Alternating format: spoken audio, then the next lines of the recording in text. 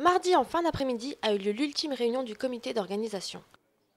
À moins de 3 jours du coup d'envoi, ils ont revu une dernière fois l'organisation millimétrée de l'été du livre. Noyés sous les flyers, les affiches, les livres, les dossiers, les invitations et les post-it, ils ont fait le point sur le planning chargé des 3 jours, tout en plaisantant pour oublier quelques minutes la pression grandissante que chacun des membres du comité gère à sa manière. Ah, je me sens très mal. Non, je me sens très très mal. Je suis très tendu, inquiet, parce que je suis toujours inquiet avant un événement de ce type, etc. Mais bon, les choses avancent, les tables rondes se préparent bien, malgré une ou deux défections. Et la séquence Orwell s'annonce bien, bon, pour la partie dont je m'occupais particulièrement. Mais bon, comme je le disais aussi tout à l'heure, j'étais très affecté par la mort de Dennis Hopper. Voilà. On a bien travaillé au comité, c'est clair.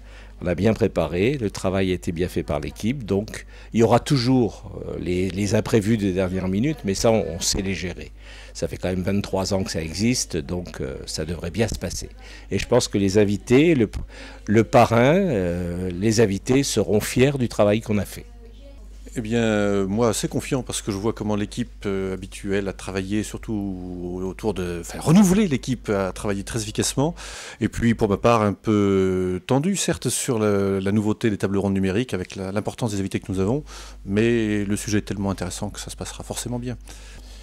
Ben, je me sens un petit peu fatigué, ça fait quand même 7 mois de boulot, beaucoup d'énergie, de tension, de passion. Et puis les problèmes de dernière minute, Charles Anderlin m'appelle hier soir en me disant écoute, avec Gaza, problème, je ne sais pas si je vais venir. Ben voilà, c'est un des invités d'honneur, c'est l'actualité. Quand on a les journalistes de terrain formidables comme lui, eh bien c'est le risque et ça prouve aussi qu'on est dans la bonne direction.